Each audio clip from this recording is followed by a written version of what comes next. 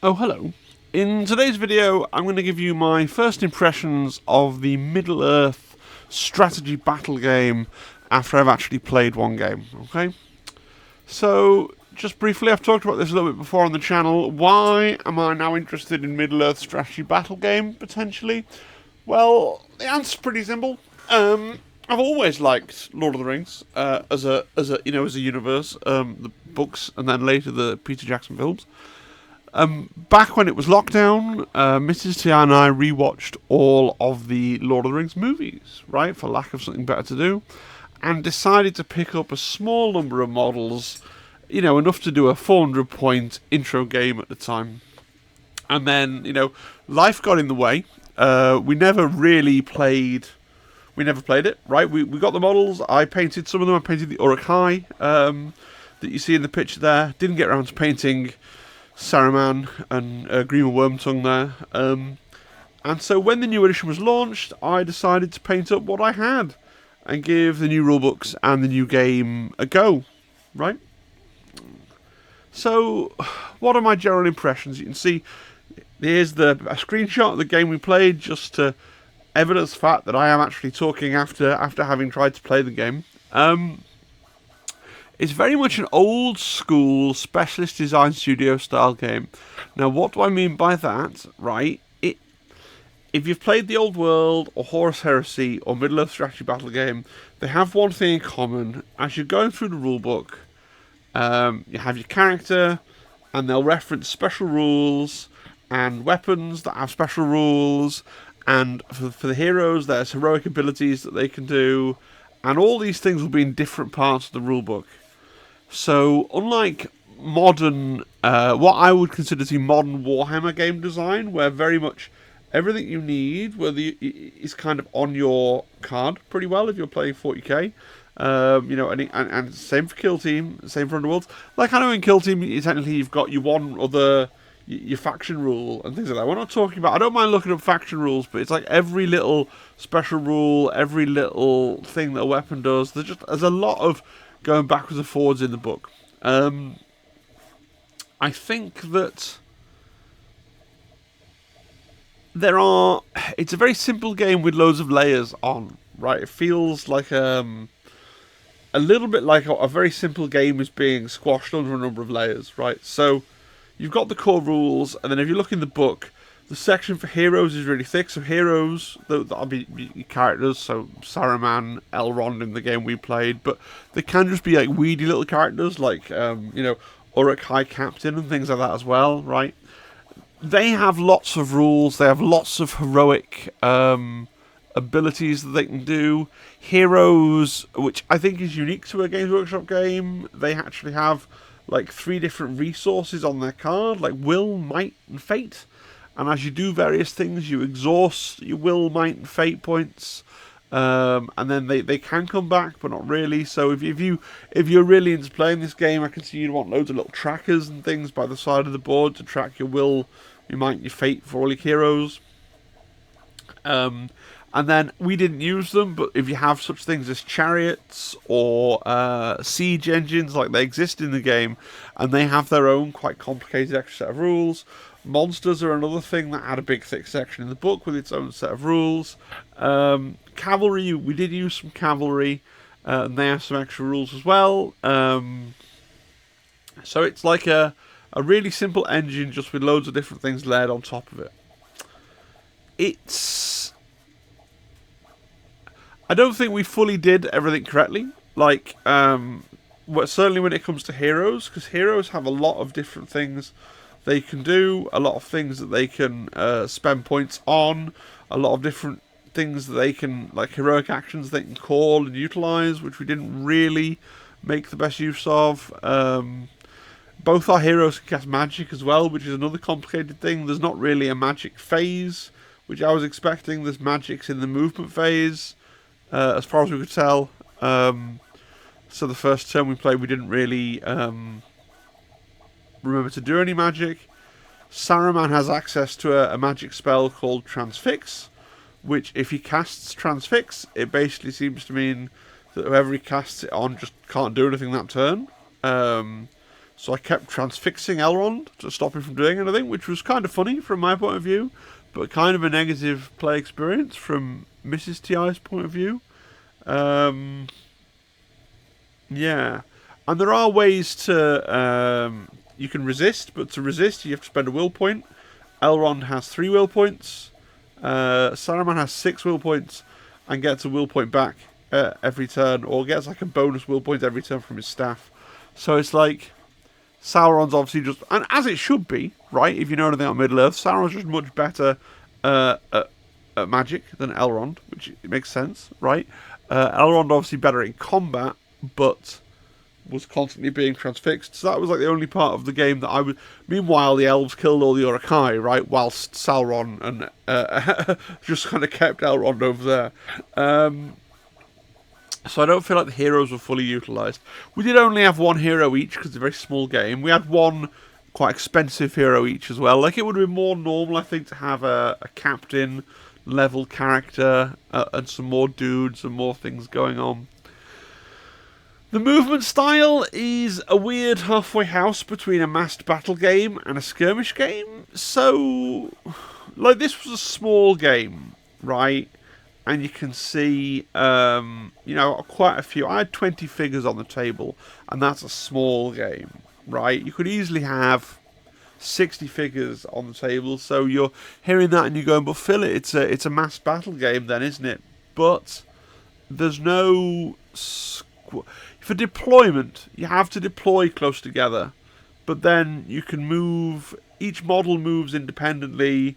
Each model pretty much fights independently. You know, my Uruks, they have shield wall, so if they're standing in a group of 3, the one in the middle can get like an extra defense bonus because he has another guy with a shield on his left and right, so that's quite nice. But generally speaking, everyone moves individually, everyone fights individually. It feels very... It's like a skirmish game, but with the number of models for a modest massed battle game, which you'd think would make the game drag on, but actually, once you get playing it, like, the combat is extremely quick. I kind of think the combat is too... Essentially, in combat, you roll off. So you'll say these 2 guys are in combat, and then you roll a number of dice equal to your number of attacks, which is typically going to be 1, right? And then you roll off. And essentially, whoever gets the highest dice wins the duel. Now, there are some things that modify that. So if you're using a 2-handed weapon, you're -1 to hit in exchange for giving like +1 to wound, effectively. But there aren't that many modifiers to those rolls, right? So, essentially you roll off. Charging doesn't really give you a bonus. If you're cavalry, charging can give you, you know, Mrs. T.I. had Rivendell Knights, which are elves on horses with lances. So she had a massive bonus when she charged. But generally speaking, there's no like default bonus for being the one that charges. So you roll off. If you win the roll off, you get an opportunity to strike, and then you're rolling your number of attacks, which is usually 1, at your strength versus their defense. And if you win the roll, then you do them a wound, and most standard infantry have 1 wound, so you just kill a guy. Against characters can spend a fate point to save, which we actually didn't know when we played, but it's a rule. And characters like Saruman, so like a pretty top level character, I imagine, has 3 wounds. Elrond also has 3 wounds, so characters can be killed a couple of times, but you're not got the massive wound inflation of something in 40k. So lots of figures, each moving individually, but like once battle is joined, stuff... I wouldn't even say stuff was particularly deadly, because we had a lot of combats where, you know, people weren't killed. But it's very quick. You roll, you're done. You roll. There's not a lot of... Once you know what you're doing and you know what weapons you've got and what weapons they've got, there's not a lot of decisions. We had a couple of decisions to make just because a lot of Mrs. Tailtimples' elves have hand and a half weapons. So each time she was deciding whether you strike as a hand weapon, which has no special rules, or whether you strike as a great weapon, which is -1 to hit, effectively, like -1 to the duel roll, but then +1 to the attack roll. And because my guys are quite armoured, like they have defense 5, and the shield guys had defense 6, she was often opting to use them as great weapons. And once we'd worked that out, it was really fast, the combat. It's not core, like, it's not the standard Warhammer thing, right? But neither is it alternating activations properly.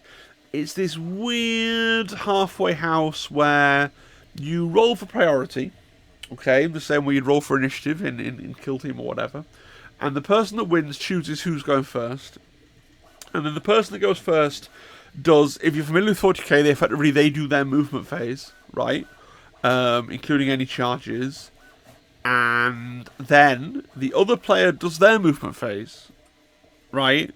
And then it goes back, so then the first player does their shooting phase, and then the second player does their shooting phase.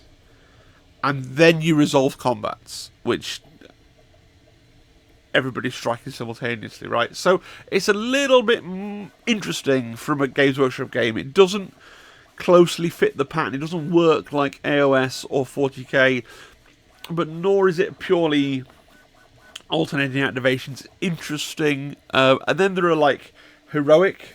So if you've lost the initiative, your hero could declare a heroic march, and then he can then move before him and people near him can move before the first turn, which could be really useful in trying to get the charge on things before they do other stuff like cast spells or charge you, like if they're guys on horseback. So it's interesting. It's interesting. So the game we played on a 3x3 mat. Now we're playing 400 points. I understand that a 3x3 mat is small. Like, it says in the rulebook, it wants to be played on a 4x6 table, or you can play on a 4x4 mat. I don't actually own a 4x4 mat. We could have played on a 4x6. We've got a 4x6, and we can mark the bits off. But I haven't got a 4x4. I'd have to buy one if I wanted to get really into this game. So I just used the 3x3, which was originally bought for Malifaux back in the day, but we use the other side's a desert side, so we've been using this for shatter points, so we just used that.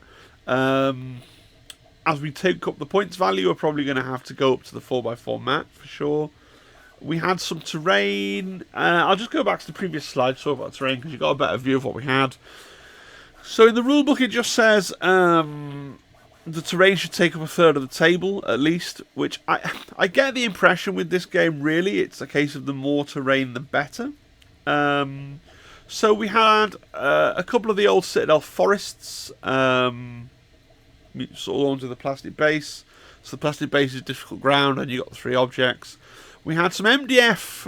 It's actually supposed to be like a prospector mining town stuff, but like I bought it from Malifaux back in the day, but it's what we had, and it kind of works for Middle Earth, you know, just some like sheds and stuff. Got a little water wheel there. It's quite good that Saruman is coming in from that half of the table. You know, maybe he's just starting to build his bits of industry and stuff. Like, just behind him you can see the rest of, you know, just off the table. He's on the very edge of where he's kind of trying to build his industry, and then you got the forest coming in. It doesn't properly match anything from the books or even the films, but it's just a sort of vague representation of a battle that could have happened somewhere in Middle Earth, I guess. And then I've got a bit of ruin that I 3D printed. That's just a generic, like it was a generic free ruin I found on Cults 3D. I feel like we probably need a bit more terrain. We've got the lake in the bottom corner. I do have a second lake, but we opted not to use. Lakes are a bit weird. Probably need more. As you can hear in the background of the video, 3D printers going burb, trying to print a tower in the same kind of vein as the ruins. So there'll be a big tower. Well, not a really big tower, but like a watchtower thing. And some other ruiny bits, which, you know, it's hard to know. I'm now used to games like Kill Team where they give me a layout, right? It'd be nice, but I don't have any particular desire to go and buy They do make Middle Earth terrain, like specific terrain, but like Isengard and Rivendell are what the two armies that we're playing. So all the terrain they make is they got the Rohan houses, or they got the ruins of Osgiliath. And so, if they made stuff that fitted either of our factions, then maybe I'd be tempted to buy the official terrain. But as it is, I'll use some generic pieces. But like we ended up having most of our battle in the bit of empty space that there was. So we're playing scenario 1, where there's just 5. Like you play infinite turns until one side is reduced to 25%, and then you score based on who's standing on objectives. So you have to basically kill the opponent while standing on the 5 objectives. And Mrs. T.I. won by a landslide. My plan, because it was basically 5 objectives, but basically one always in the centre, and they're basically then arranged like the 5 on a d6 more or less, right? Not quite, but more or less. And my basic plan was to try and hold the one I kind of started on with my squad. What was it? Basically, when you have a hero, you have to deploy your guys near your hero. So in bigger games, because you can deploy anywhere in your table half. So in bigger games, you could be quite spread out. We have multiple heroes and multiple warbands. But in this small game, we each only had one warband. So my plan was to try and hold the one I was on, and try and get the one in the centre and the one up in the ruin, and then leave the other 2 to Mrs. T.I., right? So she'd be on 2 and I'd be on 3, but it didn't really work out like that, She sent like 1 or 2 elves off to go and stand on those ones that I was ignoring, because she could see where my forces were concentrated, and sent the bulk of their force round to me.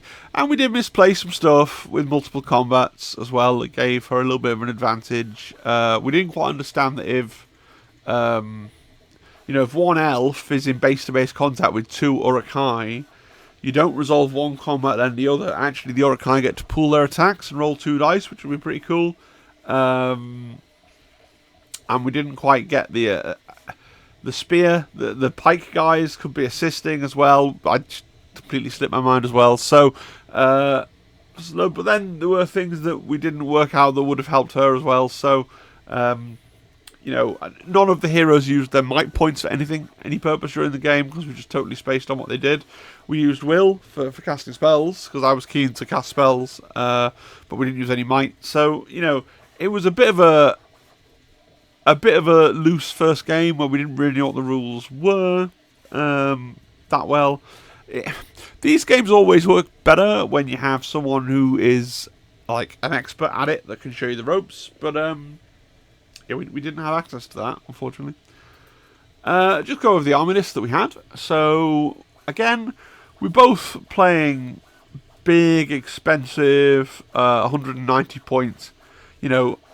Both got basically half our points in our heroes, which I understand probably isn't recommended as what you should do in a small points game, but it was balanced because we were both doing it. And honestly, I feel like if you're going to play Middle-earth strategy battle game, then you're playing it because, you have a favourite character in Lord of the Rings, and you want that character in Lord of the Rings to do stuff that's cool. I thought Saruman was kind of lame, actually, on the tabletop, because Transfix was good, really powerful, and he has a whole load of other spells, but some of them seem quite, situational.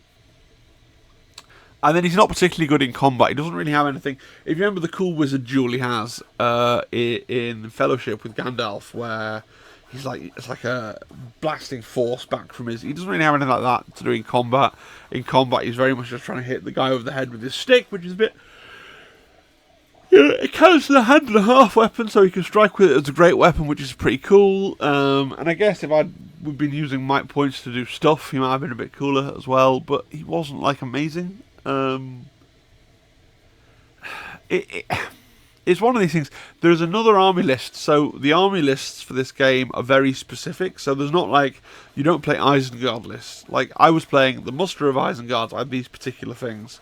if I was playing another army list called the Army of the White Hand, that actually has special rules so that when you're taking that list, Saruman gets to do a whole bunch of extra cool stuff. But you can't use Uruk-hai warriors in that list, which is all the models I had. So I wanted to use Muster of Isengard, that's what I'm sticking to. Grima Wormtongue is actually really cool. He kind of deploys with your opponent, and can follow around. And if he's next to one of their heroes, then it costs them an extra point to try and do stuff, which is quite fun. Yeah. And then Mrs. Ti, obviously Elrond, 6 guys on horses, and 7 guys walking around. It felt like an even game, right? Uruk-hai warriors with crossbows are really strong, but they can't move and shoot, which is the big thing. The pikes I didn't really use properly. The shield guys seem really good. Yeah. We're going to keep playing it, because I'm enjoying painting the models. So this is where we're going with our next steps. So those of you that have seen the video I did about stripping the paint off the Berserkers will know that I actually own 6 Uruk-hai Berserkers now. So 5 of them are going to be in my next Muster of Isengard list. I need to pick up and buy the Scout Captain and the Banner. And I think it comes with a musician and a shaman that I can't use at the minute, but a Scout Captain and a Banner box, like metal models. And then I'm going to try and find some Uruk-hai Scouts with bows on eBay, because I don't want to pay full price for the old plastic bow guys. And then Mrs. Ti is going to get herself some Rivendell warriors with spears that are unfortunately a sadly expensive resin thing where you get like 4 spear elves. But we might look at some third-party stuff. What can we buy that's 3D printed and that kind of thing. She's already got the metal Arwen from way back when, because Arwen's like, after Elrond, Arwen's like her second favourite character, so she's just really looking to get Arwen on the field. It's one of those things where the list I'm taking, like I've got Saruman, and then Grima, who's like not really a proper, he's like an independent character, like he just wanders around and does stuff. But then my only other characters are Scout Captain or Regular Captain, whereas the Rivendell list, she's got Elrond, she's got Arwen, she's got Lindir, who is a guy that I don't remember, and then also like Rivendell Captain. Oh, and she could have elderly Bilbo Baggins, but she doesn't want elderly Bilbo Baggins, which I think it would be cool, but that's just me. So that's where we're going with it next. I want to reflect a little bit on why we actually play these games, because I enjoyed it. And I'm going to play it at least twice more, and I'm going to buy and paint more models, and that's fine. But I don't quite know where it fits to me. Like, I like it. I've said before, certainly going into 2026, believe me, 2025, I'm going to try and feature Shatterpoint and Underworlds a bit more on the channel, so it's going to be like a Kill Team Shatterpoint Underworlds in some kind of vague rotation. And I would probably rather play any of those games than play this game, but it does scratch a different itch, right? But it's one of those things where I feel like there's a cap on the number of games that you can play with any degree of competency. And I'm not talking about competency as in being good and winning, because Lord knows I'm not someone that wins games. But more a case of like, not needing to look things up in the rulebook, like getting to the point where you're actually fluent enough in the game to play it in a timely manner. I think there is a cap, certainly for like, if you ask Zimbad could probably play 100 different games and know exactly how to play all of them, because he's just got a memory like a steel trap. But I think if I try and play too many games, I will forget the rules to all of them. But that said, I do want to carry on with this a little bit, because I'm enjoying the hobby of it. And in a way, I've always viewed the gaming thing as slightly, like, I enjoy gaming, but I view it as slightly subordinate to the collecting and painting. And I very much view playing a war game, first and foremost, as a way to play with my painted figures and to, like, show them off and put them out there in the world. It is, generally speaking, it's the hobby part that I enjoy the most, and then the playing part is a way of celebrating the hobby part, right? I think that's what I want to say on there. So the final, like, let me know in the comments. Do you play Meskburger? Do you are you Meskburger curious? Are you on the Meskburger bandwagon? My basic review is it's not a bad game.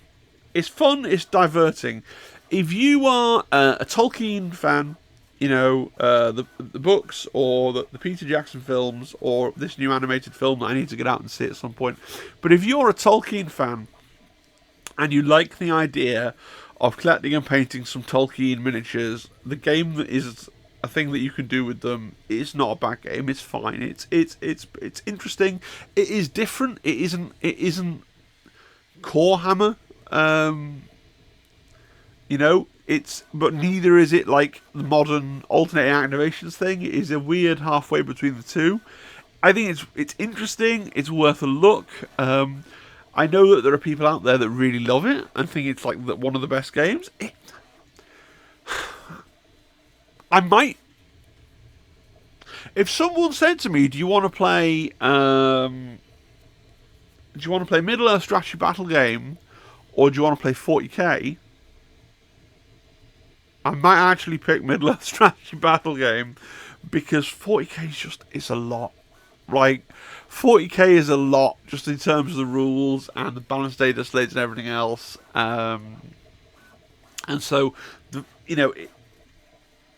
if you're someone that likes the spectacle of a massed battle game and likes to get like row upon row and row upon row upon row figure onto the tabletop, then but you want something that plays a bit quicker and a bit simpler than 40k, maybe this is a game for you. And I would say as well, one of the nice things is that you could have you could have one side playing like a horde of Uruk-hai, and the other side is playing like 5 ring wraiths, and that's a valid thing. Or like there's loads of lists. There's lists that are like big mass battle grand army lists, and then there are loads of lists out there.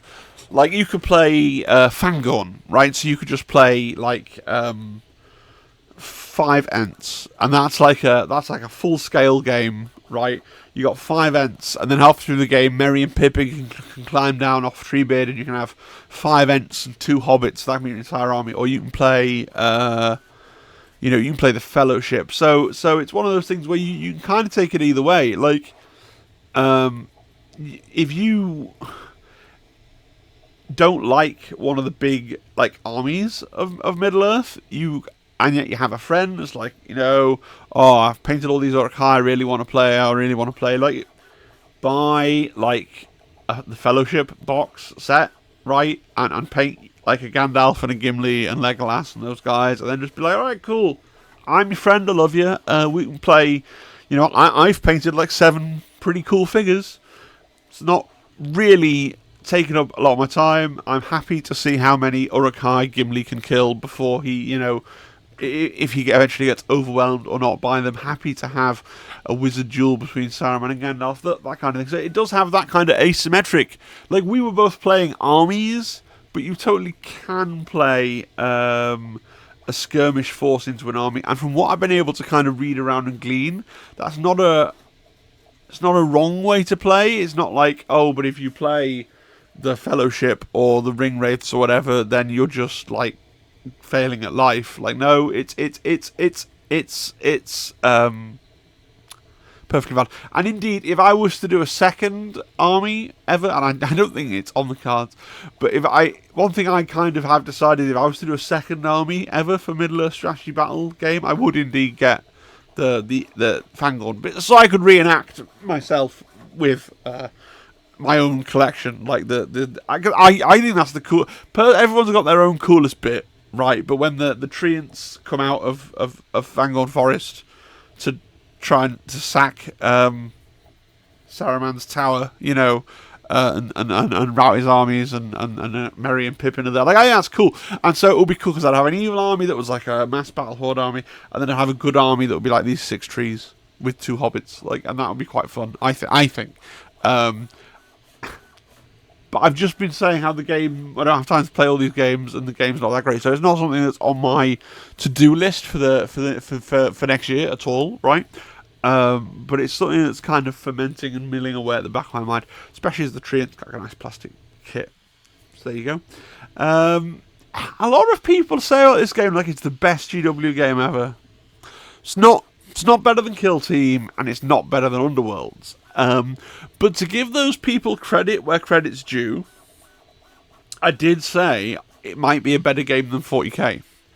And it's quite easy for me to see how you get from better than 40k to best game GW do, because you would naturally assume that 40k, being Games Workshop's flagship game, would logically be their best game. Ironically, it's possibly their worst game because it's their flagship game. It's funny how that works. But like, I would say this is better than 40k. I would say it's better than Horus Heresy. This doesn't help me if you love Space Marines and don't care about Lord of the Rings. Like, I'd fundamentally get that, but trying to wear my mechanics caring about hat, or should it be a mechanics caring about bald cap? I don't know, but like, with that hat on, I do think it's better than 40k. I do think it's better than Horus Heresy. I think it's better than Age of Sigmar or the Old World. I've not played Age of Sigmar in a very long time, so I don't remember. I don't remember. But it's certainly like so. But is it the best GW game ever? No, that's Kill Team or Underworld. Those I like a lightweight tightness to games, right?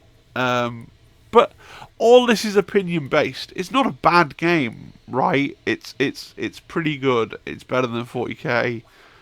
Yeah, I think that's it. That's my review. Better than 40k. Possibly a hot take, isn't it? But hey. Thank you for everybody that's been listening to this stuff. Thank you to all my members, and a special thanks to Compendium Lover, who is subscribed at the highest tier, and therefore gives me a significant little financial boost every single month. Wonderful, thank you. And I'll see you again next time for some Christmas shenanigans. Bye bye. Bye bye. Cheery bye. Bye bye. Bye bye. Bye.